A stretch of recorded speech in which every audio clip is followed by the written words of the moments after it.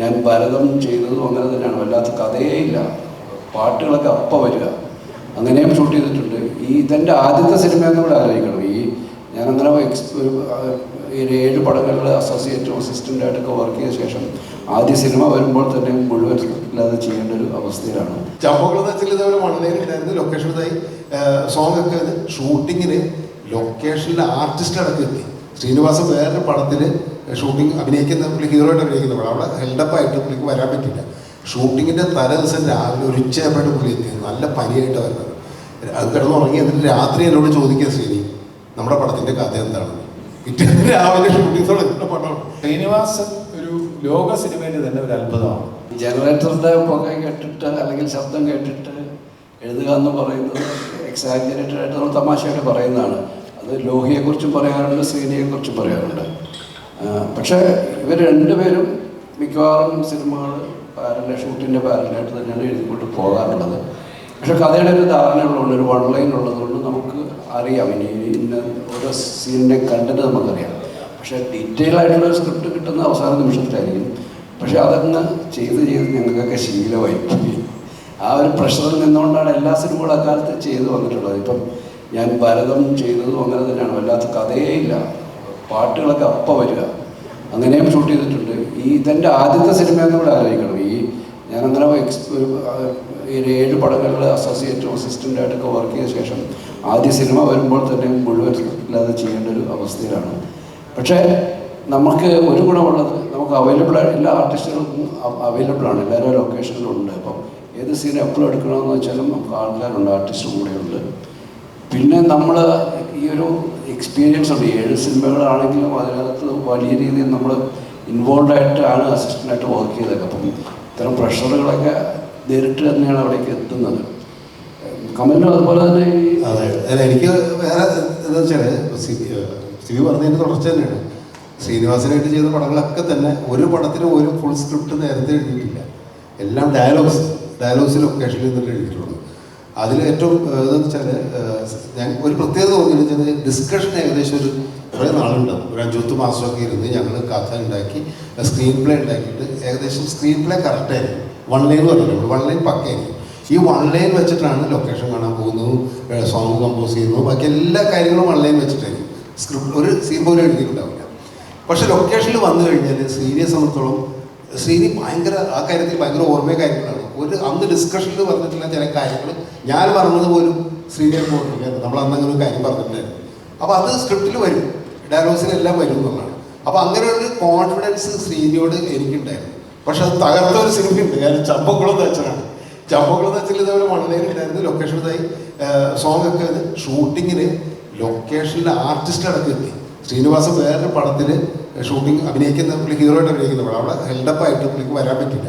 ഷൂട്ടിങ്ങിൻ്റെ തലേ ദിവസം രാവിലെ ഒരു ഉച്ചയായപ്പോഴും പുള്ളി എത്തി. നല്ല പനിയായിട്ട് വരുന്നത്. അത് കിടന്നുറങ്ങി. എന്നിട്ട് രാത്രി എന്നോട് ചോദിക്കുക, ശ്രീനി നമ്മുടെ പടത്തിൻ്റെ കഥ എന്താണ്? പിറ്റേന്ന് രാവിലെ ഷൂട്ടിംഗ് തുടങ്ങുന്ന പടമാണ്. അതിൽ മധുസാർ കെയർവിജ രംഭ, അന്ന് രംഭയല്ല അമൃതാണെന്ന പേര്, അവരടക്കം വന്നിരിക്കുകയാണ് പിറ്റേന്ന് കാലത്ത് എടുക്കേണ്ട സീന്. ഞാൻ ഞെട്ടിപ്പോയി. എൻ്റെ ശ്രീനിയുടെ കഥകളെന്ന് ആലോചിക്കണേ, കഥ എന്താണെന്ന് എന്നോട് ചോദിക്കും. ആ ശ്രീനിവാസൻ അന്ന് രാത്രി ഞങ്ങൾ ഇരുന്നിട്ട് ഫുൾ 1 ലൈൻ വായിക്കും. 1 ലൈൻ എന്തെങ്കിലും കോപ്പി ഉണ്ട്, ശ്രീനിയുടെ പെട്ടിയിൽ വയ്ക്കേണ്ടു.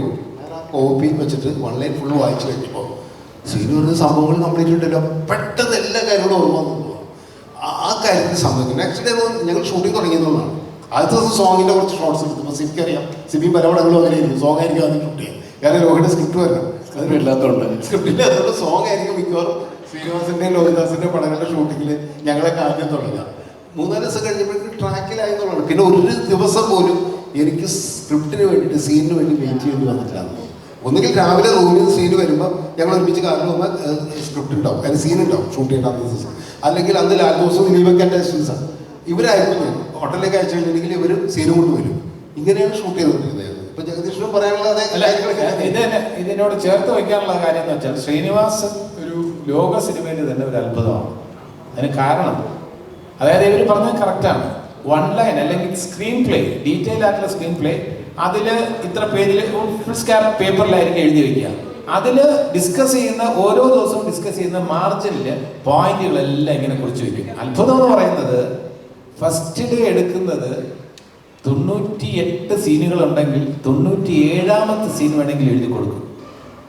ഇത് വേറെ ഒരു റൈറ്ററെ കൊണ്ടും പറ്റില്ല. കാരണം കഥ ഡെവലപ്പ് ചെയ്യുന്ന രീതിയിൽ ഒരു ക്യാരക്ടർ എങ്ങനെയൊക്കെയാണ് സംസാരിക്കുക, ഒരു ക്യാരക്ടർ എങ്ങനെയൊക്കെയാണ് ബിഹേവ് ചെയ്യാന്ന് ഒരു 5 സീൻ എഴുതി കഴിഞ്ഞാൽ അത് പിടികിട്ടും. ഇത് ഫസ്റ്റ് ഡേ 97ാമത്തെ സീൻ എഴുതി കൊടുക്കാൻ ശ്രീനിവാസിന് കഴിയും. അതേ അവസരത്തിൽ അത്ഭുതത്തോടെ സിബി നോക്കി, ഇപ്പൊ സിബി ഓർക്കുന്നുണ്ടാവും, ഹിസൈനസ് അബ്ദുള്ളയുടെ ക്ലൈമാക്സ് എന്തെന്ന് സിബിക്ക് അറിയില്ല, ലോഹിയുടെ മനസ്സിൽ മാത്രമേ ഉള്ളൂ. അപ്പൊ ഞങ്ങളെല്ലാം ആർട്ടിസ്റ്റ് എന്ന നിലയിൽ ഇത് ക്ലൈമാക്സ് എന്താണ് എനിക്ക് അറിയില്ല.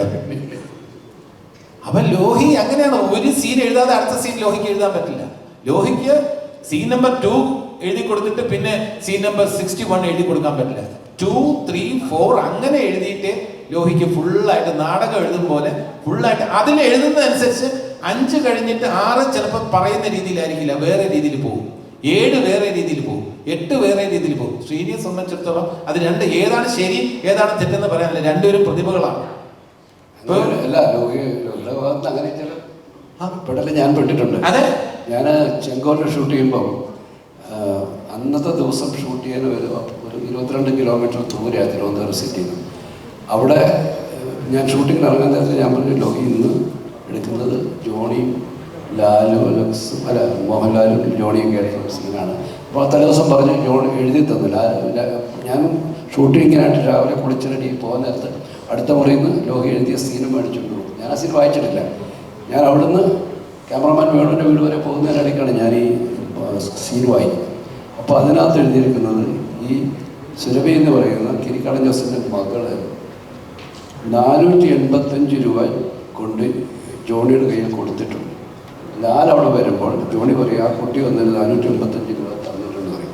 ഈ 485 രൂപയുടെ കണക്ക് എനിക്കറിയില്ല, കാരണം അതിന് മുമ്പത്തെ സീനൊന്നും എടുത്തിട്ടില്ല. ഞാൻ വേണുവിൻ്റെ വീടിൻ്റെ അടുത്ത് ബൂത്തി ചോദിച്ചു, ലോഹി എന്താണ് ഈ 485 രൂപ? ഞാൻ ലാലിൻ്റെ സീൻ പറയാൻ എടുക്കുമ്പോൾ ലാലിൻ്റെ അടുത്ത് ചോദിച്ചാൽ എനിക്ക് ഉത്തരവില്ലല്ലോ.